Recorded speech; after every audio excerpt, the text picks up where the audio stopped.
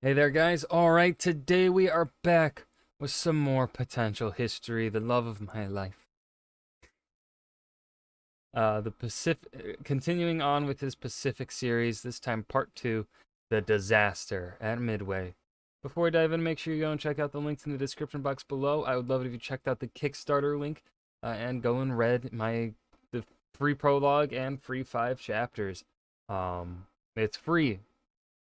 It's free. Fucking go read it. It's free stuff. I think it's pretty good too. But that's just me humble bragging. Not humbly. I don't fucking know, man. Go check it out. What else do I say at the beginning of my videos? I already forget. Yes. Let's dive in. The Japanese invasion of the Philippines was conducted on schedule.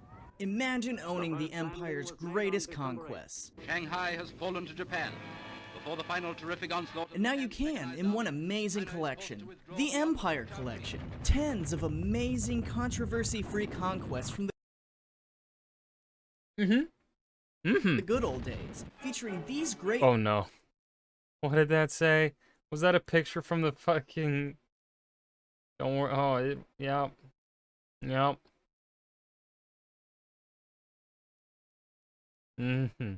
Featuring these great hits and timeless classics.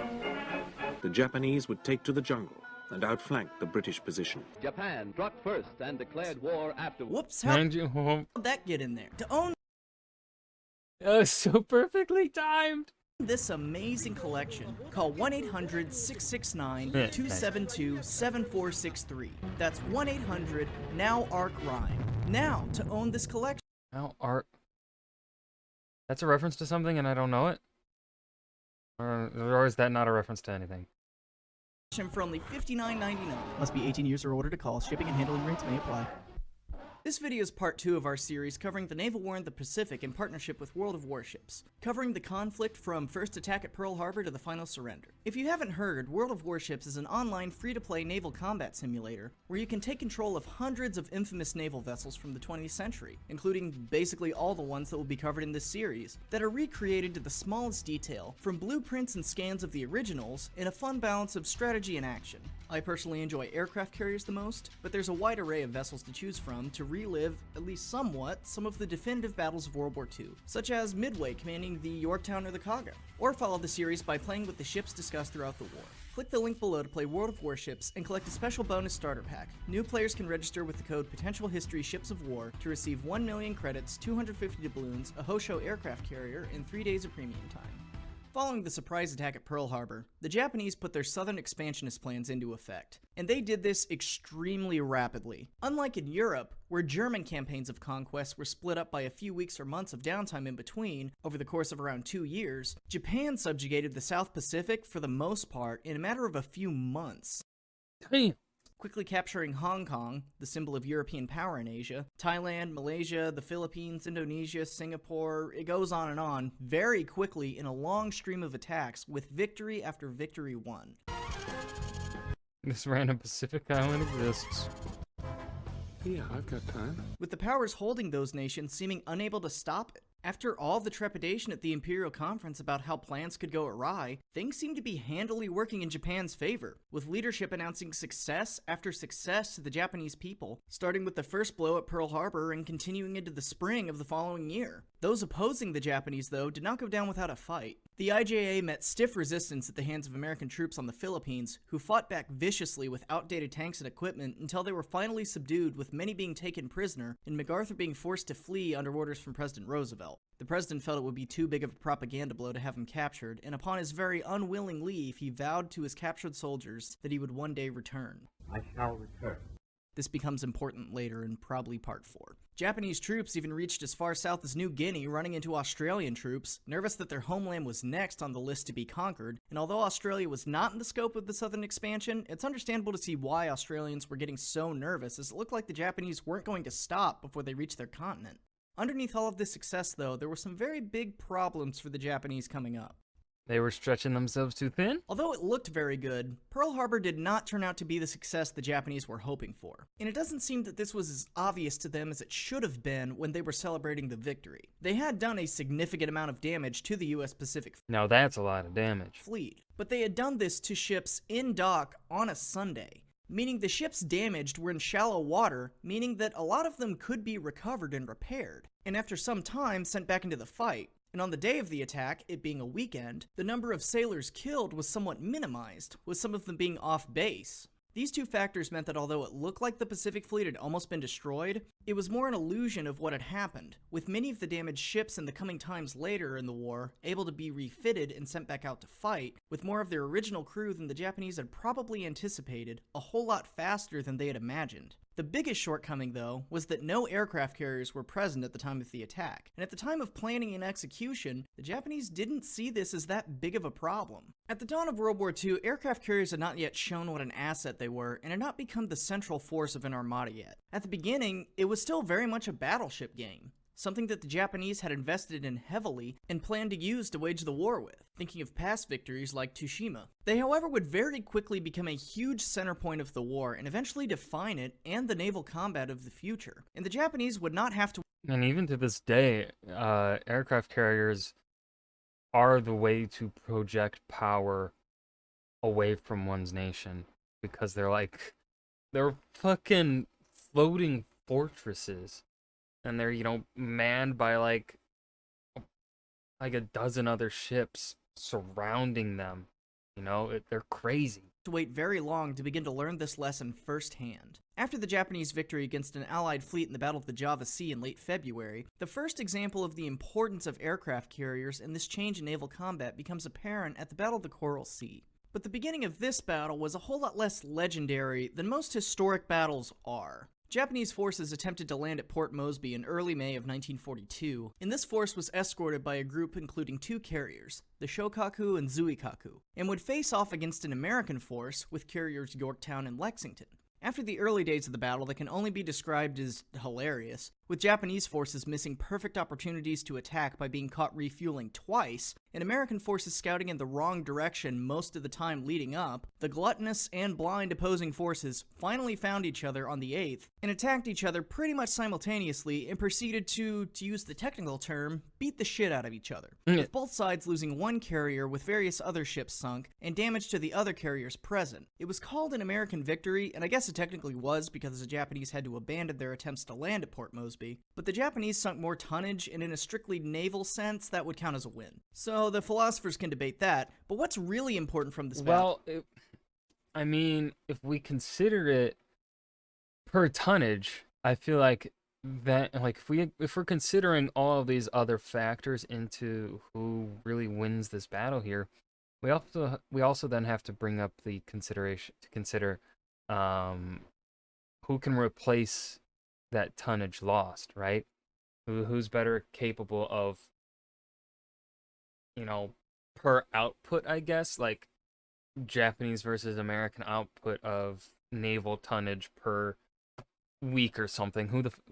Whoever can replace that faster also, right? And the USA losing one carrier is not as big as a blow as the Japanese losing one carrier, right? Now, of course, American doctrine at the time is more emphasized around the carrier, whereas, as he said, the Japanese view the battleship as the primary force and not the carrier. So, of course, from a doctrine standpoint, right, you could argue then the Americans lost because they lost a carrier, which they consider to be exceptionally important to fighting at sea, whereas the Japanese don't consider them as important at this point in time.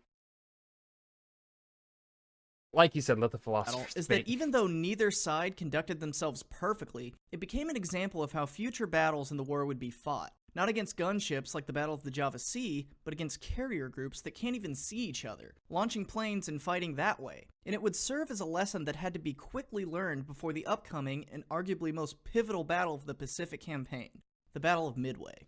After the Coral Sea, the Japanese realized that the Americans weren't quite backing down like they had hoped after Pearl Harbor, and after tasting their first bit of defeat, or I guess halt, They realized the problem needed addressing, and so to do that, they would have to destroy the American carrier force. There was a big problem, though, in that they had no idea where they were, and they realized that to get them out in the open, they would have to go after something that the Americans couldn't help but defend.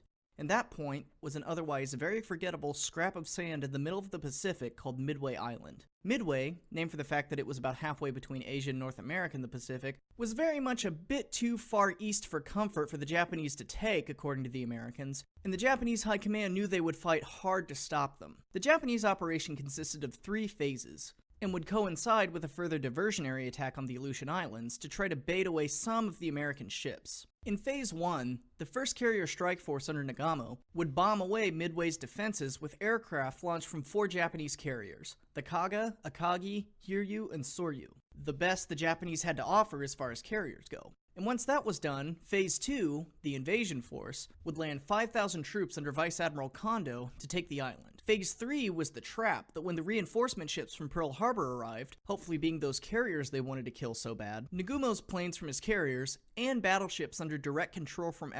So while we're talking about this, I want to bring up kind of like the same things that we were talking about in Pearl Harbor episode, in which is the best bad option. I largely, based on what we know about Midway, about what we know essentially how the Japanese wanted to fight this war, and essentially how the Americans fight the war, based on the information that we have, I consider Midway to be, like Pearl Harbor, the best bad option that the Japanese have.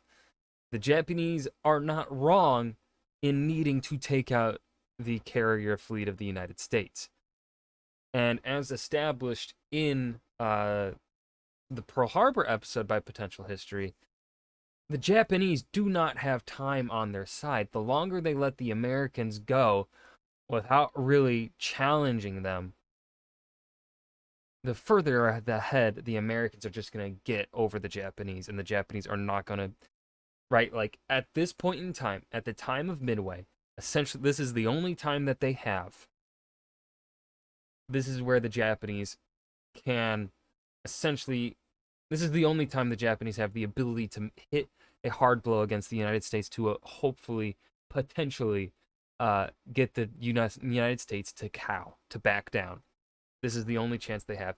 I would consider Midway to kind of be like something that the Germans or the British should have done in World War I, what the Battle of Jutland should have been, where the Germans should have sought out a battle with the British fleet at the time, because they could have significantly challenged the British fleet around that time period.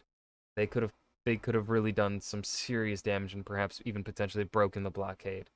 Now, maybe breaking the blockade is a bit ambitious thinking, but they had a really good opportunity at striking a super hard, like they had at the time of the Battle of Jutland, they had the ability to do what essentially the Japanese are hoping to do here at Midway. It just didn't work out in the Japanese favor, and yeah. Admiral Yamamoto would sweep. But I cannot look at the Japanese plan for Midway and their goal and consider it a bad plan or even a bad goal, or even an overly ambitious goal. It's something that they needed to do. At this point in time, this is their best opportunity at getting it. They cannot find the carrier fleet. They need to lure the carrier fleet into a battle of their choosing, right? They are essentially doing everything right. They are going somewhere that is a near guarantee that the U.S. will respond, right? Which is what they need. That now, of course, it is further away from Japanese bases than the Japanese are comfortable with. However, again, Midway is their best bad option here for the guarantee of luring the Americans into doing what they want. So, like, yeah, I cannot look at the Midway plan, the Japanese Midway plan, and say it's a bad plan. I think it's a pretty good plan. It just didn't work out. Keep in and destroy them, and they'd all be home in time for supper. A pretty solid plan, and it probably would have worked, except that the IJN naval codes had been broken, and Nimitz knew the entire thing. Oh. You know, if I'd let him keep speaking for a few seconds before going off on my tangent, well, you know, the Japanese didn't know. You can't blame them for that. Yeah, kind of puts a damper on things. Bruh. Nimitz devised a plan to fight the enemy carriers by air with aircraft from his carriers, including the damaged Yorktown, rush through repairs to make the battle, and stop the whole attack before it began. On the way to the attack, Yamamoto heard reports that there may be US carriers in the area, but does not tell Nagamo, as he wants to keep radio silence. Nagamo then executes his part of the plan as ordered, but is surprised at the number of enemy aircraft in the area, and decides based off reports from pilots that he may need to make another run before troops were landed as not enough damage was done. At the same time, he knows there might be US carriers in the area, and he might need to prepare his planes to attack those instead if they're spotted.